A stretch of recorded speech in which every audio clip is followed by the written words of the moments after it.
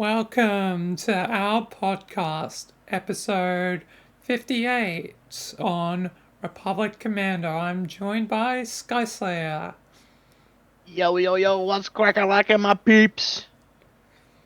and today I talk about Star Wars Republic Commando because somehow I forgot to talk about it in any of the other Star Wars ones we've done together.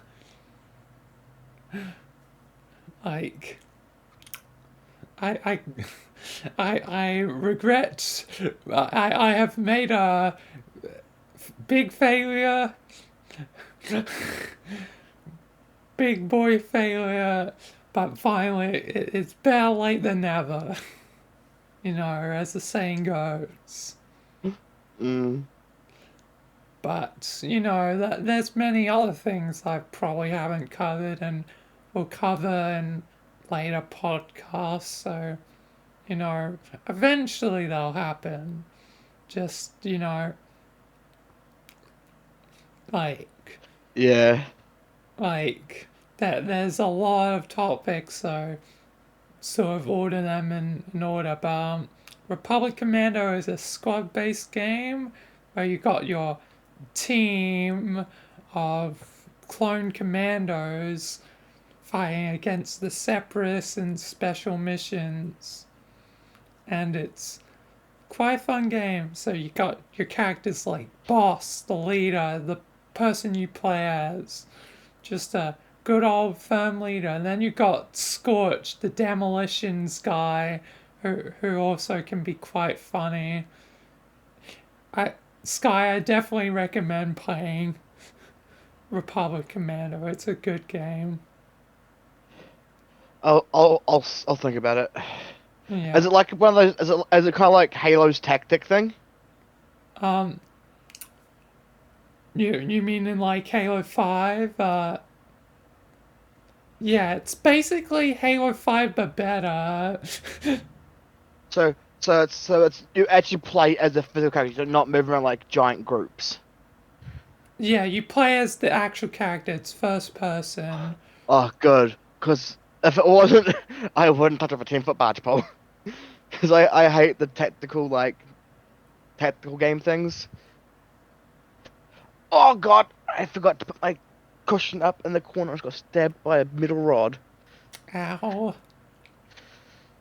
I haven't got around to replacing the back of my chair yet, so I'm just using a cushion to hide the barb wire or the barb middle pole that's come protruding to the seat. Mm.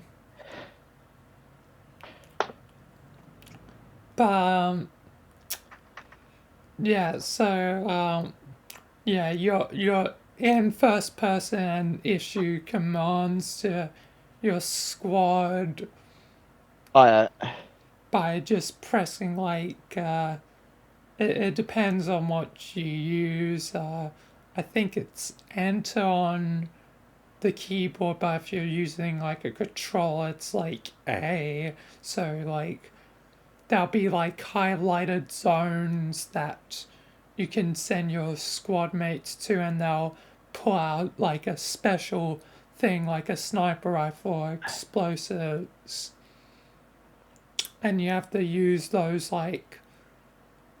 key points to your advantage. I So during the game, you'll get different weapons. First, you just start off with like a basic, like sort of like uh, assault rifle blaster. So it's like a rapid fire weapon, and your secondary is a pistol. But eventually, you get things like a sniper rifle and a a grenade launcher. Also, there's additional weapons that you can pick up enemies, like high focus laser gun. Um, you also can get like a shotgun. There's also like a minigun. There's also like this weird like explosive sort of sniper rifle. Like shoots like a projectile that like implodes or something. Oh yeah. There's also like a rocket launcher. And yeah, back to characters. So Scorch is like the funny demolitions guy. Then there's Fixer. His the sort of hacking guy. He's very straight and by the books. He's the least interesting, in my Mm. opinion. And then there's Sev, the awesome like assassin guy, basically John Wick. If John Wick was a clone in the Republic Army, like his introduction is him like dropping in on some Geonosians and like taking them out, like stabbing them and stuff. So yeah, basically John Wick by clone. Um, Uh, and yeah, and they are Delta Squad. There's also some other generic clones that you'll see along the path. Also, you get to fight with Wookiees when you get to Kashyyyk.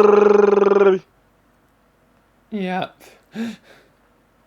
And like the like first mission is basically on Geonosis. It's the Battle of Geonosis, the very beginning of the Clone Wars. The second mission is you're on like a ghost ship, so it's like very interesting. Like, and you're on your own at the beginning, so oh, you scary. so you're all by yourself and slowly lose contact with your squad and have to reunite the squad through the mission. Um, then uh, the like third mission is Kashyyyk, where there's Wookiees, but there's also like a slave camp made by the Trandoshans, and yeah, it's a pretty cool game. Wow. Although there are some parts of the game that don't hold up as well since it's an older game made in 2005. Like, so the graphics are a bit of a, Oh, a bit of an old. yeah, a bit older, and some of the gameplay mechanics can be a little bit tedious because in the game there's these dispensers that dispense out droids. So you gotta destroy the droid dispensers, but sometimes there's multiple at one time. So it can be challenging to shut them down with your squad because droids just keep coming, you know. You gotta persevere against the odds because, you know, the droid army outnumbers your squad. So you gotta use smart tactics to beat them and like Oh, turn. smart tactics. I'm not that smart. I Don't have to worry, give it a it's shot. not that hard, but it's like,